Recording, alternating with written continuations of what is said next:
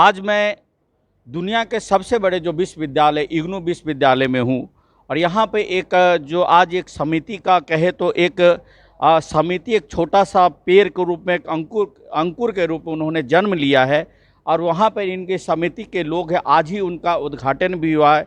Inaugural एक कार्यक्रम था जिसके लिए हम लोग यहाँ पे बुलाए गए और यहाँ पे कुछ हमारे उस समिति के जो सदस्य हैं, यहाँ आप देख सकते हैं कि इनका आई कार्ड है जिस पे लिखा IGNOU UCTSA IGNOU computer and technical staff association के नाम से इस संगठन को गठन किया गया है और जिसके अध्यक्ष हमारे कुंज बिहारी जी हैं और भी यहाँ पे उपाध्यक्ष है, कार्यकारिणी के सदस्य बहुत सारे लोग हैं और यहाँ पर आज यहाँ के जो कुलपति थे इग्नू के, उन्होंने भी आके इस कार्यक्रम का उद्घाटन किया है। साथ ही मैं इनसे मैं बात करता हूँ कि ये एक और संगठन की ज़रूरत क्यों पड़ी बनाने की। तो कुंज बिहारी जी, आपका हमारे चैनल में स्वागत है। जी नमस्कार दीपक जी। मेरा ये सवाल है कि बहुत सारे तो हर जगह हर संस्था में बहुत सारे संगठन बहुत सारी यूनियन होता है, एक आपको नया यूनियन बनाने की क्यों आवश्यकता पड़ गई? जी, नई यूनियन की आवश्यकता इसलिए पड़ गई कि हमारी बातों को मैनेजमेंट तक पहुंचाने के लिए कोई मंच प्लेटफॉर्म नहीं मिल पा रहा था। कुछ और भी एसोसिएशन थे जो अलग अलग कैडर के बने हुए थे, टीचर्स के हैं, अलग अलग अदर एकेडमिक्स के हैं, नॉन टेक्निकल के हैं। हमारा टेक्निकल से संबंधित कोई भी संगठन नहीं था। तो हमारी बातों को मैनेजमेंट तक पहुंचाने के लिए हमें काफ़ी दिक्कत आ रही थी।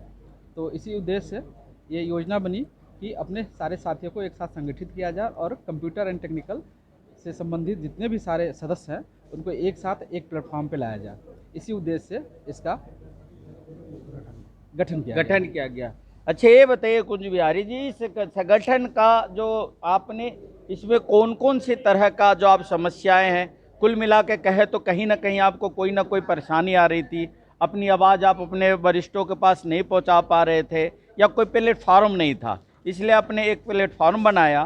तो इस संगठन के माध्यम से आप क्या क्या करेंगे और कैसे जो इसमें जो स्टाफ लोग उनका किस तरीके से भला होगा? जी, बहुत अच्छा सवाल किया आपने। अपने कर्मचारियों के हित के लिए बहुत सारे मुद्दे होते हैं कि उन्हें समय से प्रमोशन मिल जाए, समय से MSCP मिल जाए, किन्हीं की कुछ समस्याएं हैं तो वो समय से रिजोल्व हो जाए। इसी उद्देश्य से ये बना था और इसका उद्देश्य कर्मचारियों के हित के साथ साथ विश्वविद्यालय का भी हित का ध्यान रखते हुए किया गया है कि विश्वविद्यालय को आगे शिखर तक पहुँचाना है। इस उद्देश्य से इसका निर्माण किया गया है। चलिए, तो क्या अब ये आज के दिन हर वर्ष इस तरह का कार्यक्रम आयोजन करे को कि आज आपके संगठन का एक तरह से जन्मदिन है, यानी कि जन्म हुआ, जन्मदिन नहीं है, जन्म हुआ है, तो क्या हर साल इनका आप जन्मदिन मनाएंगे? जी, हमारी योजना है कि प्रत्येक वर्ष 21 अगस्त को इसका वार्षिकोत्सव मनाया जाएगा और सारे साथी एक कार्यक्रम के रूप में इसमें भागीदारी लेंगे। बहुत बहुत धन्यवाद आपका।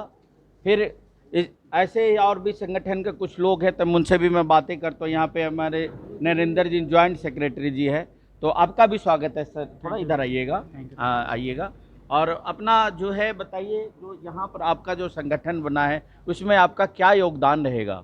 हमारा योगदान ये रहेगा कि जो भी एम्प्लॉइज़ की अब हमारे पर्सनल जो ग्रेवेंस होएगी, सर्विस से रिलेटेड, कैडर से रिलेटेड, कुछ और भी, वो मैनेजमेंट तक ड्राफ्ट करके उनको पहुँचाना। बाकी उनको डिसीजन लेना है और उस पर अपना निर्णय देना। ठीक है, अभी हमारे बीच में जो रजिस्ट्रार साहब दो शब्द में उनसे भी मैं सर स्वागत है सर। सर, आज आप इस कार्यक्रम के लिए आए हैं और आपने बहुत ही अच्छी जो अपनी एक लाइफ का भी आपने एक वाकया आप यहाँ पे दोहराया कि कहीं ना कहीं कोई समस्या होता है तभी कोई संगठन का जन्म होता है। तो सर, इसके बारे में क्या कहना चाहेंगे आप? थोड़ा सा इधर आइएगा सर। देखिए, हम समूह में या इंडिविजुअल अगर निस्वार्थ भाव से और सार्वजनिक हित के कोई कार्य करते हैं तो एक तो सफलता पक्की मिलती है, दूसरा उसमें सच्चा सम्मान हमको मिलता है।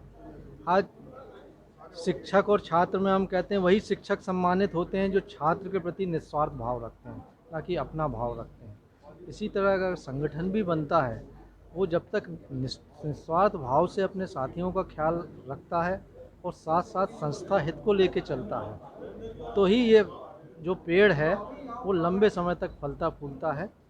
आपका जो विश्वविद्यालय का वृक्ष है वो भी बढ़ता है और हमारा कैरियर ग्राफ भी बढ़ता है और उससे हमारी संतुष्टता बढ़ती है, जिससे हमारी कार्य क्षमता बढ़ती है।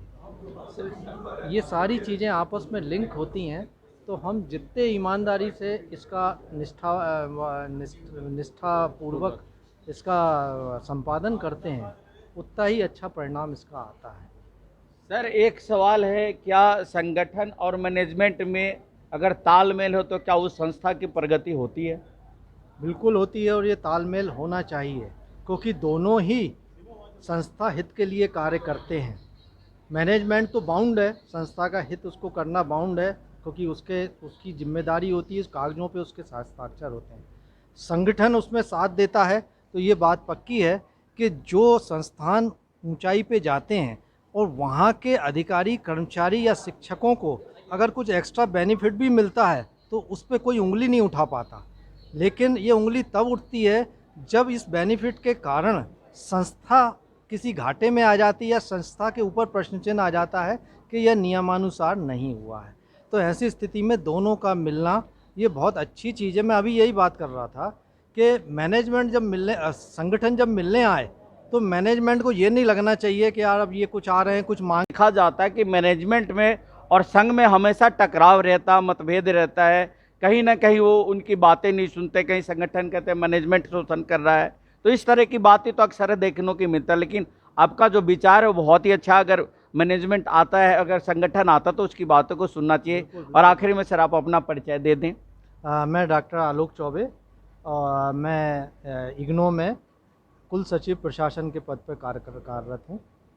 बहुत बहुत धन्यवाद सर आपका।